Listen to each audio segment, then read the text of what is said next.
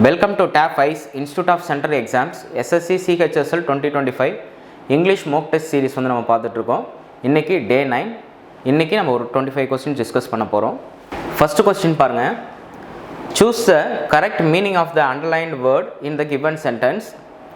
The museum's archive is a great place to find valuable artifacts such as ancient manuscripts. Archive அப்படின்ற வேர்டை வந்து underline பண்ணியிருக்காங்க. அப்படின்னா என்னன்னு கேட்குறாங்க. A collection of essays, a room to store lots of books, a room to store important official documents, a collection of historical documents of records. இதை வந்து நம்ம கொஸ்டின்லேருந்தே இதுக்கு ஆன்சர் எடுத்துடலாம். நீங்கள் ஆர்ச்சிவுக்கு உங்களுக்கு மீனிங் தெரியலனா கூட இந்த கொஸ்டின்லேருந்தே நீங்கள் ஆன்சர் எடுத்துடலாம். பாருங்கள், ஏன்ஷியன்ட் மனுஸ்கிரிப்ட்ஸ் அப்படின்னா என்ன? ஏன்ஷியன்ட்னா பழமை வாய்ந்த. அப்போ என்ன அர்த்தம்? இதில் எந்த டேர்ம் வந்து பார்த்திங்கன்னா பழமை வாய்ந்த மென்ஷன் பண்ணுது அப்படின்னு கேட்டிங்கன்னா ஹிஸ்டாரிக்கல் டாக்குமெண்ட்ஸ். அப்போ a collection of historical documents or records தான் என்னன்னு கேட்டிங்க? Archive. Right? So option number 4. Next one. Select the most appropriate antonym of the given word guile. Guile. Guile. Deceit, treachery, honesty, trustiness. இதில் பாருங்கள், Kyle அப்படின்னா என்ன அர்த்தம்னா கன்னிங்னு அர்த்தம். தந்திரம் வாய்ந்த. ரைட்டா? கன்னிங் ஃபாக்ஸ்ன்னு சொல்லுவாங்க இல்லையா, அதுமாரி தந்திரம் வாய்ந்த. அப்போ அதுக்கு மீனிங் என்ன அப்படின்னு கேட்டிங்கன்னா டிசைட். டிசைட்னாலும் கன்னிங் தான் அர்த்தம். DECEIT அதுவும் வந்து பார்த்திங்கன்னா கன்னிங் தான் அர்த்தம். அப்போ அதுக்கு ஆப்போசிட் வேர்டு என்ன? தந்திரம் வாய்ந்த நபர் அப்படின்றதுக்கு ஆப்போசிட் என்ன அப்படின்னா நேர்மையான மனிதர்னு அர்த்தம். நேர்மையான மனிதர் அப்படின்னு அர்த்தம். ஸோ ட்ரெச்சரி அப்படின்னா என்ன அர்த்தம்னா கூட இருந்தே குழி பறிக்கிறது. ரைட்டா? அதாவது டிஸ்லாயலாக இருக்கிறது. டிஸ்லாயலாக, நன்றி உணர்வு இல்லாமல் இருக்கிறது. அதை தான் நம்ம ட்ரெச்சரி அப்படின்னு சொல்லுவாங்க. ரைட்டா? நெக்ஸ்ட் ஒன் பாருங்கள். Select the most appropriate homophone to filling the blank. Ants dash food during the summer and save it for winter. Hoard, heard, heard. இதில் ஹோர்டுன்னு இருக்குது பார்த்தீங்களா? HORD. இது வந்து பார்த்தீங்கன்னா கலெக்ஷன் ஆஃப் ஹியூமன். ஹியூமன்னா என்ன? வேற ஒன்றும் கிடையாது, க்ரௌடு.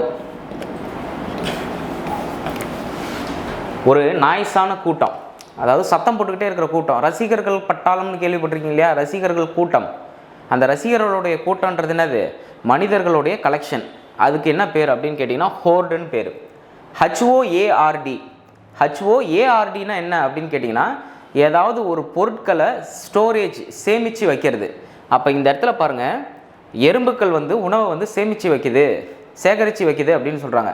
அப்போ கலெக்ஷன் ஆஃப் சம்திங்க்கு நீங்கள் என்ன பேர் கொடுப்பீங்க அப்படின்னு கேட்டிங்கன்னா ஹோர்டுன்னு கொடுப்பீங்க. கலெக்ஷன் ஆஃப் சம்திங், ஏதாவது ஒரு பொருள், தேவையுள்ள பொருளை சேமித்து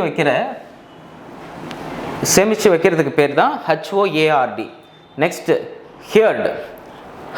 ஹர்டுன்றது collection of cows. Collection of cows மட்டும் இல்லை,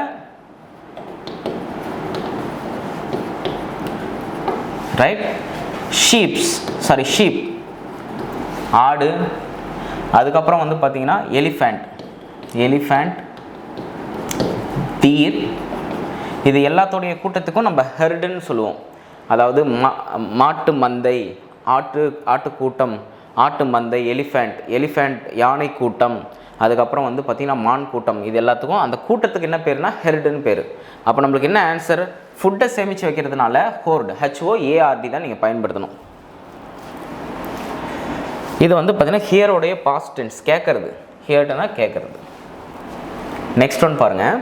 select the option that can be used as a one word substitute for the given group of words. So இப்போ இங்கே ஒரு சென்டென்ஸ் கொடுத்துருக்காங்க, இந்த குரூப் ஆஃப் வேர்ட்ஸ் கொடுத்துருக்காங்க.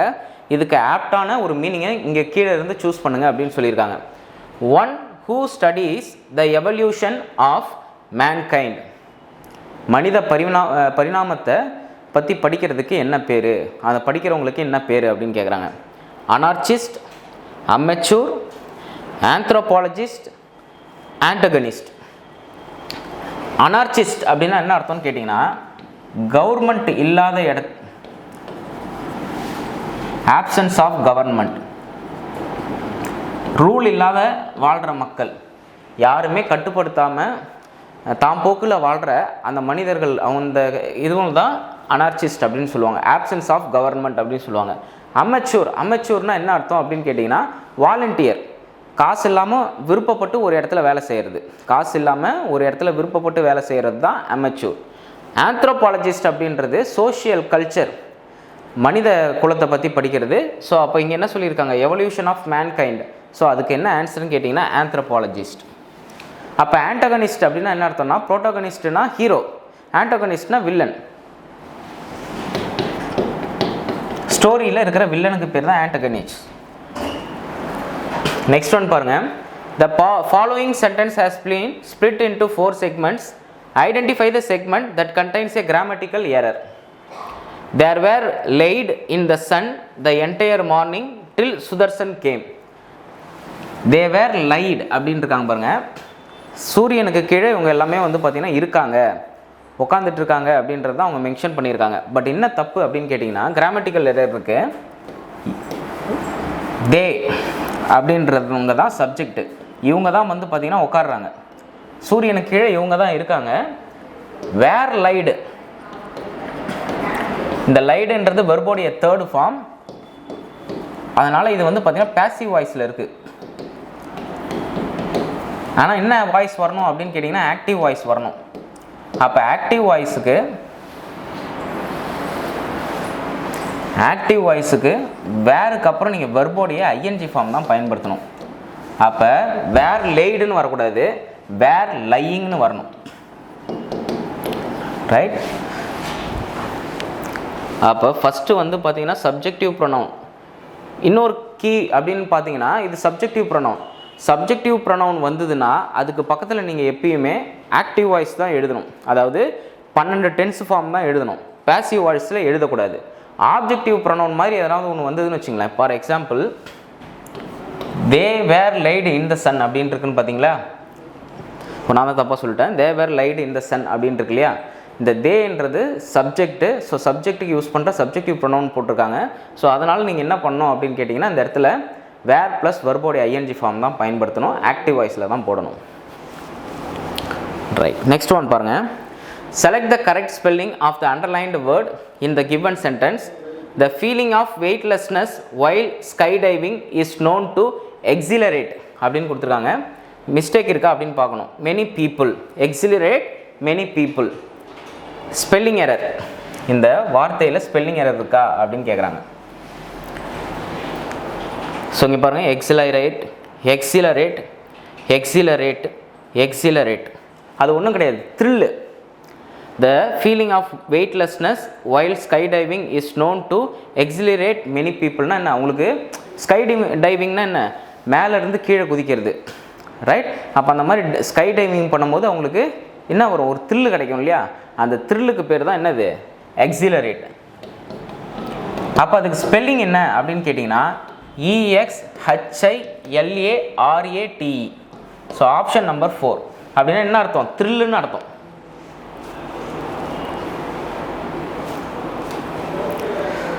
The following sentence has been split into 4 segments. Identify the segment that contains a spelling error அப்படின்னு கேட்டிருக்காங்க.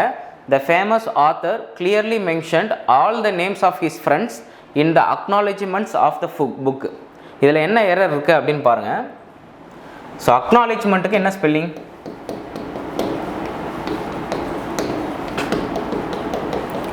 NOW வரணும். இவங்க என்ன பண்ணிட்டாங்க பாருங்கள், NOWக்கு பதிலாக 2 L போட்டாங்க. ஸோ இதுதான் எரர். என்ன வரணும், ACKNOWLEDGMENTS, அக்னாலேஜ்மெண்ட்ஸ். அதே மாதிரி ஈயும் மிஸ் பண்ணிட்டாங்க. Right.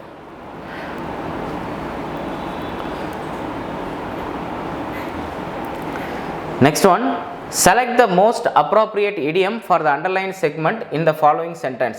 Nitish promotion is due. Due na என்ன அர்த்தம்னா இன்னும் கொடுக்காமல் இருக்காங்க. ப்ரொமோஷன்றது பெண்டிங்கில் இருக்குது அப்படின்றது தான் டியூ அப்படின்னு.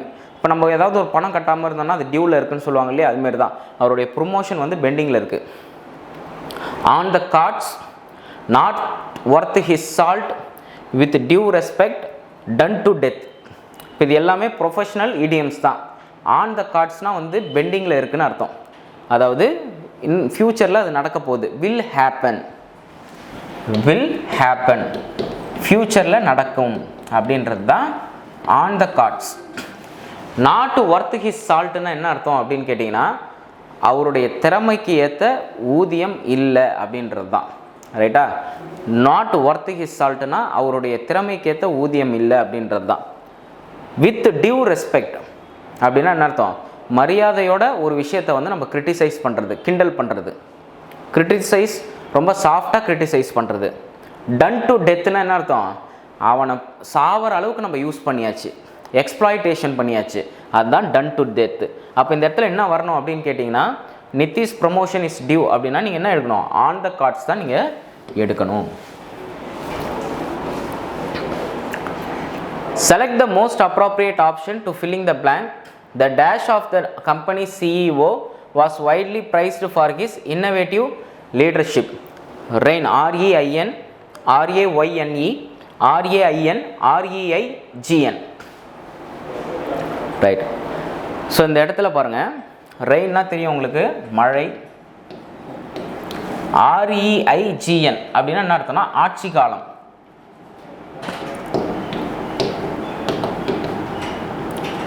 அப்போ இவருடைய ஆட்சி காலத்தில் வந்து பார்த்திங்கன்னா நிறைய விஷயம் வந்து பார்த்திங்கன்னா இன்னோவேட்டிவாக கொண்டு வந்திருக்காரு. அப்போ இந்த இடத்துல என்ன யூஸ் பண்ணணும்னா ஆர்இஐஜிஎன் வந்து நீங்கள் யூஸ் பண்ணணும். நெக்ஸ்ட் ஒன் பாருங்கள். Select the most appropriate option that can substitute the underlined segment in the given sentence. She is the least reliable person of all. ஆனால் அவங்க என்ன கொடுத்துருக்காங்க? ரிலையபிளிஸ்ட் பர்சன்னு கொடுத்துருக்காங்க. leastest reliable, less reliable, least reliable, lesser reliable.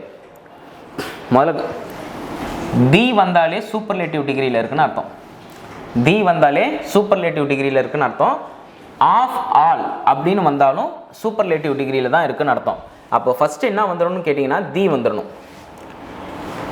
இப்போ less, little, least.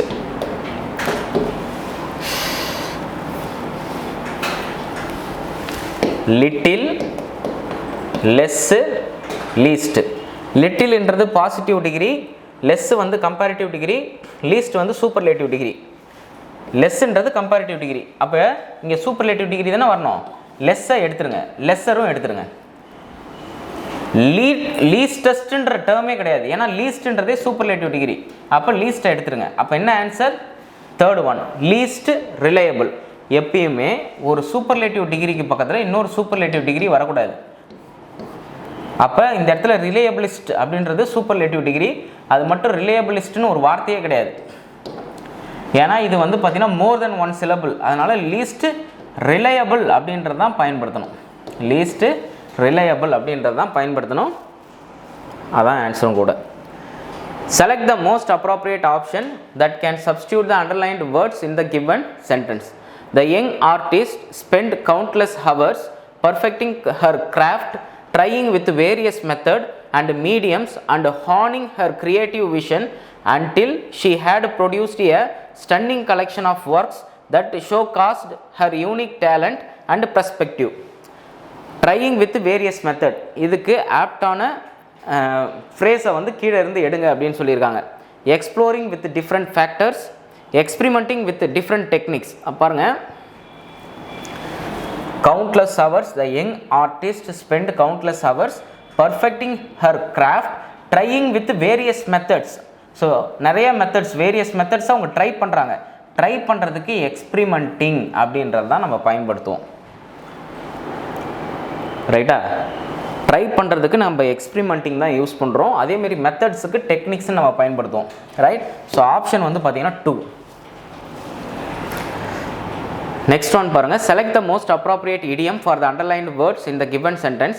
he was alone and knew the dangers ahead during his journey, but he tried to keep up his confidence. அவர் தனிமையில் இருக்கிறாரு, அவருக்கு பிரச்சனை வரப்போகுதுன்றது அவருக்கு தெரியுது, இருந்தாலும் அவர் ஒரு கான்ஃபிடென்ட்டாக இருக்கார் அப்படின்னு சொல்கிறாங்க. இதுக்கு எந்த இடியமை சூஸ் பண்ணுறது? whistled in the dark, made a sterner stuff, stepped up his game, wouldn't be caught dead அப்படின்னு சொல்கிறாங்க. இதில் வந்து பார்த்தீங்கன்னா whistled in the dark, ரைட்டா? whistled in the darkனா நம்ம சின்ன வயசில் வந்து இருட்டாக இருக்கிற இடத்துல வந்து நம்ம பாட்டு பாடிக்கிட்டே போவோம் இல்லையா? எதுக்கு? பயத்தை வந்து குறைக்கிறதுக்கு. அதுதான். அப்போ இவருக்கு பிரச்சனை இருக்குன்னு தெரியுது, இருந்தாலும் அவர் கான்ஃபிடென்ட்டாக இருக்கிறதுக்கு ட்ரை பண்ணுறாரு. அப்போ அதுக்கு நம்ம எந்த மீனிங் எடுக்கணும்னா whistled in the dark தான் நம்ம எடுக்கணும், ரைட்டா? இதை பற்றி யார் சொல்லியிருப்பா அப்படின்னு பார்த்தீங்கன்னா ஜாக்கி சான் வந்து ஒரு பேட்டியில் வந்து சொல்லியிருப்பார். ரைட். மேட் எ ஸ்டர்னர் ஸ்டஃப் அப்படின்னா திடத்தன்மையோடு இருக்கிறது, அடமண்ட்டாக இருக்கிறது, இதான் அப்படின்னு இருக்காங்க இல்லையா? அது பேர் தான் sterner stuff. Stepped up his கேம்னா ஸ்டெப்டு அப் ஹிஸ் கேம்னா அவர் கேமை இம்ப்ரூவ் பண்ணிட்டாரு அப்படின்னு அர்த்தம். won't be caught dead, won't be caught dead அப்படின்னா என்ன அர்த்தம்? ரைட். ஸோ முடிஞ்ச அளவுக்கு வந்து பார்த்தீங்கன்னா போராடுறது, அது பேர் தான் won't be caught dead அப்படின்னு அர்த்தம். ரைட். நெக்ஸ்ட் ஒன் பாருங்க. select the most appropriate antonym of the word given in the brackets to filling the blank. This root cannot get more dash bracketல simplifiedனு போட்டிருக்காங்க than it.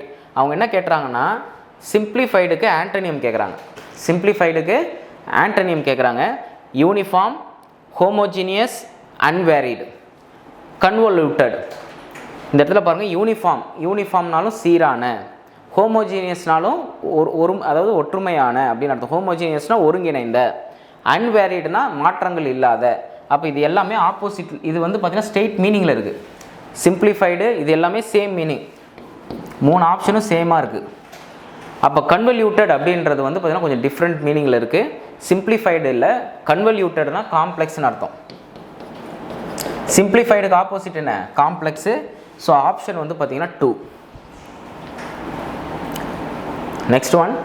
select the most appropriate option that can substitute the underlined segment in the given sentence. The GDP of the country has growth rapidly since independence அப்படின்னு சொல்லியிருக்காங்க. ஹேஸுக்கு பக்கத்தில் ஒரு verb வந்ததுன்னா அது வெர்போடைய third ஃபார்மாக தான் இருக்கணும். அங்கே க்ரோத்துன்றது நவுனு. ஹேஸுக்கு பக்கத்தில் நீங்கள் நவுன் பயன்படுத்தக்கூடாது. Has grown, grow, grieve, grown வெர்போடைய third form. Has grown rapidly, has grown rapidly since independence.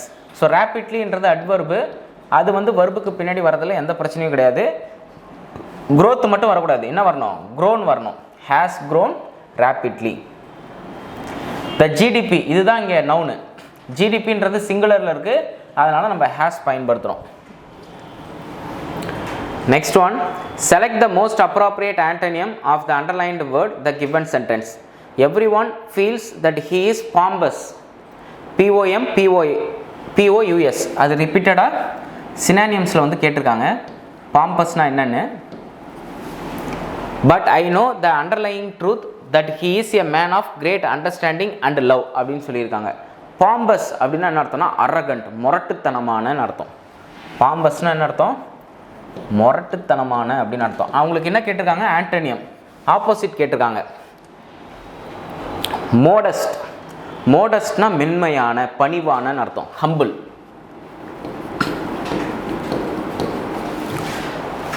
Grandiose. கிராண்டியோஸ்னா மெக்னிஃபிஷன்ட்னு அர்த்தம். ரொம்ப ரொம்ப அலங்காரம் பொருந்திய, பிரம்மாண்டமான அப்படின்றது தான் கிராண்டியோஸ். இதுலேயே இருக்குது பார்த்தீங்கன்னா, கிராண்டாக இருக்குது அப்படின்னு அர்த்தம். ஹால்டி. ஹாக்டி அப்படின்னா என்ன அர்த்தம்னு கேட்டிங்கன்னா, இங்கே என்ன மீனிங் பார்த்தோம்? பாம்பஸ்னா அரகண்ட்டுன்னு பார்த்தோம் இல்லையா, அதே தான் இதுக்கும் மீனிங். ஹாக்டி அப்படின்னா அரகண்ட்டுன்னு அர்த்தம், முரட்டுத்தனமானன்னு அர்த்தம், ரூடு. ஸோ ஆன்சர் என்னன்னு கேட்டிங்கன்னா மாடஸ்ட். நெக்ஸ்ட் ஒன் காம்ப்ரஹென்ஷன் பாருங்கள். Globalisation is not a new dash. Traders travelled vast distance in Asian times to buy commodities that were dash and expensive for sale in their homelands. The industrial revolution brought dash in transportation and communication in the 19th century that eased trade across borders. The think tank Peterson Institute for International Economics states globalization dash after World War I and nations moved toward dash as they launched import taxes to more closely guard their industries in the aftermath of the conflict. Conflict na சண்டை. Globalization is not a new dash அப்படின்னு கொடுத்துருக்காங்க. New power, new variation, new design, new concept. So globalisation பழைய காலத்துலேருந்தே நடந்துக்கிட்டு இருக்கு அப்படின்னு சொல்கிறாங்க. So அது வந்து பார்த்திங்கன்னா நியூ அப்படின்னு நம்ம சொல்ல முடியாது அப்படின்னு சொல்கிறாங்க. So new concept. So globalisation design பண்ண முடியாது, வேரியேஷன் பண்ண முடியாது, பவர் பண்ண முடியாது. ரைட், நெக்ஸ்ட் ஒன் பாருங்கள். Traders traveled vast distance in ancient times to buy commodities that were dash அப்படின்னு கொடுத்துருக்காங்க. plentiful, common, preserved, rare அப்படின்னு சொல்லியிருக்காங்க. ஸோ எதுக்காக வந்து ஒரு நாட்டிலேருந்து இன்னொரு நாட்டுக்கு வந்து பொருட்களை வாங்குறதுக்கு வராங்க, அதுவும் அதிகமாக செலவு பண்ணி அப்படின்னு கேட்டிங்கன்னா அதெல்லாம் அவங்க நாட்டில் இல்லாமல் இருக்கும், அதனால் ரேர். ரைட்டா? ப்ரிசர்வ்டுனா பதப்படுத்தப்பட்டது, பட் அவங்க நாட்டில் இல்லாததுனால தானே இங்கே தேடி வராங்க. த industrial revolution brought dash in transportation. So industrial revolution மூலமாக தான் நம்மளுக்கு ட்ரெயின் கிடச்சிது, பஸ்லாம் இப்போ கொண்டு வராங்க, அதேமாரி ஏர்க்ராஃப்ட்டும் கிடச்சிருக்கு. So advances, chaos, advances, issues, decline. So advances வரும். இண்டஸ்ட்ரி ரெவல்யூஷன் கொண்டு வந்ததுனால தான் என்ன ஆகுது, டிரான்ஸ்போர்ட்டேஷன் ஈஸியாக பண்ண முடியும். ஒரு பொருளை இன்னொரு இடத்துலேருந்து நம்ம இன்னொரு இடத்துக்கு கொண்டு போகிறதுக்கு ஷிப்பு மூலமாக எடுத்துகிட்டு போகிறோம், ஃப்ளைட் மூலமாக எடுத்துகிட்டு போகிறோம், பஸ்ஸு மூலமாக எடுத்துகிட்டு போகிறோம். இது எல்லாமே இண்டஸ்ட்ரியல் ரெவல்யூஷன் வந்த பிறகு தான். இன் த 19th century that eased trade across borders. The think tank Peterson Institute of International Economics states globalization trooped, soared, de-escalated, stalled. Stalledனா என்ன அர்த்தம்னா ஸ்டாப்டு, ஸ்டால். இந்த ஃபர்ஸ்ட் வேர்ல்டு வார் அப்போ இந்த குளோபலைசேஷனே கொஞ்ச நாள் வந்து ஸ்டாப் ஆகிடுச்சு அப்படின்னு யார் சொல்கிறான்னா Peterson institute for international economics வந்து சொல்கிறாங்களாம். Right. After world war I and nation moved toward protectionism, integration, liberalisation, diversification. So குளோபலைசேஷனை ஓரம் கட்டிட்டு வேர்ல்டு வார் நடக்கும்போது அவங்க நாட்டை காப்பாற்றிக்கணுன்ட்டு எங்கே போயிட்டாங்க, ப்ரொடக்ஷனிசம்க்கு போயிட்டாங்க. தன்னை பாதுகாத்துக்கிற அந்த ப்ராசஸ்க்கு வந்து அவங்க போயிட்டாங்க. ஸோ அது protectionism. As they launch import taxes to more closely guard their industries in the aftermath of the conflict அப்படின்னு சொல்லியிருக்காங்க. ரைட். 21 பாருங்க. The following sentence has been split into 4 segments. Identify the segment that contains a grammatical error. When I was in 5th grade, I used to ride on my red bicycle. 4 செக்மெண்ட்டாக பிரிச்சிருக்காங்க. இதில் எந்த பார்ட்டில் error இருக்குன்னு கேட்குறாங்க. When ஐக்கா நம்ம was தான் பயன்படுத்தணும், கரெக்டாக தான் இருக்குது. இன் 5th grade 5வது படிக்கும் பொழுது I use to ride on my red bicycle. அவர் 5வது படிக்கும் போது அது வந்து பாஸ்ட் தானே. அது மட்டும் இல்லாமல் ஒரு சென்டென்ஸில் ஒரு இடத்துல பாஸ்ட் டென்ஸ் வந்ததுன்னா இன்னொரு இடத்துல நீங்கள் பாஸ்ட் டென்ஸ் தான் பயன்படுத்தணும். பட் ஐ யூஸ்ன்றது சிம்பிள் ப்ரெசன்ட் டென்ஸு, அது நீங்கள் பயன்படுத்தக்கூடாது. I used to. ஸோ எங்கே எரர் இருக்குது அப்படின்னு கேட்டிங்கன்னா செகண்ட் பார்ட்டில் தான் எரர் இருக்குது. Select the most appropriate idiom for the following statement. The manager was punished for his negligence in work. So வேலையை செய்யாமல் இருந்ததுனால மேனேஜர் வந்து பனிஷ் பண்ணிட்டாங்க. Bid defiance, burn one's boats, bolt from the blue, bring to book. Bid defiance, burn one's boats, bolt from the blue, bring to book. So இந்த இடத்துல punishment, தப்பு பண்ணதுக்கு punishment வாங்கிக்கிறார். So இந்த மாதிரி பனிஷ்மெண்ட்டுக்கு நம்ம என்ன இடியம் பயன்படுத்துவோம்னா bring to book. bring to book அதுதான் பனிஷ்மெண்ட்டுக்கான இனியம். அது என்ன burn one's boats அப்படின்னா என்ன அர்த்தம்னா ஒரு முடிவு எடுக்கிறோம், அந்த முடிவு எடுத்துட்ட பிறகு அதுலேருந்து பின்வாங்க முடியாமல் இருக்கும் இல்லையா, அது பேர் தான் burn one's boats. இப்போ நீங்கள் என்ன பண்ணுறீங்க, ஒரு ஒரு தீவுலேருந்து இன்னொரு தீவுக்கு போகிறீங்க, ஒரு போட்டு மூலமாக போகிறீங்க. இன்னொரு தீவை நீங்கள் போயிட்ட பிறகு அந்த போட்டை எரிச்சிடுறீங்க. அப்போ என்ன பண்ண முடியாது, உங்களால் இந்த தீவுக்கு வர முடியாது இல்லையா? அப்போ ஒரு டிசிஷன் எடுக்கிறீங்க, அதில் அந்த டிசிஷன்லேருந்து பின்வாங்கக்கூடாது அப்படின்னா, முடியாது அப்படின்னா அதை பேர்ன் ஒன்ஸ் போட்ஸ் அப்படின்னு சொல்லுவாங்க. ரைட்? ஸோ டிசிஷன் சேஞ்சே ஆகாத ஒரு டிசிஷன் எடுக்கிறது. போல்ட் ஃப்ரம் த ப்ளூ உங்களுக்கு தெரியும், மின்னலை தான் அவங்க சொல்கிறாங்க. Bolt from the blue means surprise.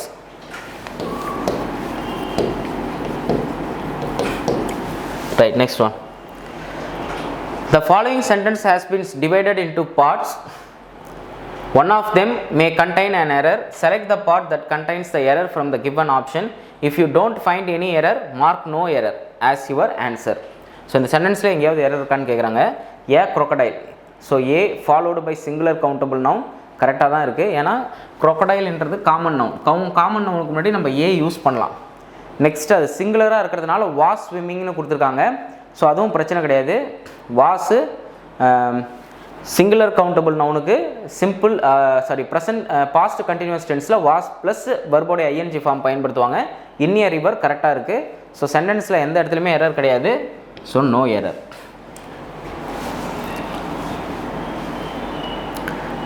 Next one, select the most appropriate synonym of the given word.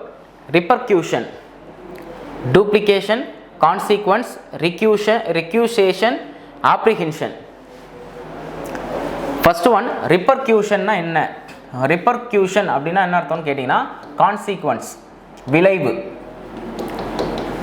ரிப்பர்க்யூஷன்னா என்ன அர்த்தம்னா விளைவு. அப்போ ரிக்யூசேஷன்னா என்ன அர்த்தம் கேட்டிங்கன்னா ரெஃப்யூஸ், மறுப்பு. ரெக்யூசேஷன் அப்படின்னா என்ன அர்த்தம்னா மறுப்பு.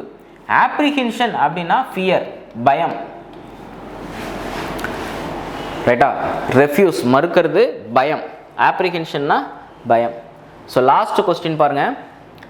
Select the most appropriate synonym of the underlined word in the given sentence. Let us adjourn the meeting here as it is lunch time now அப்படின்னு சொல்கிறாங்க. அட்ஜர்ன்னா என்ன அர்த்தம்னு கேட்டிங்கன்னா போஸ்ட்போன், தள்ளி போடுன்னு அர்த்தம். the court is adjourned அப்படின்னு சொல்கிறாங்கன்னா அப்படின்னு அர்த்தம் தள்ளி போடுறாங்க, இந்த வழக்கை தள்ளி போடுறாங்கன்னு அர்த்தம்.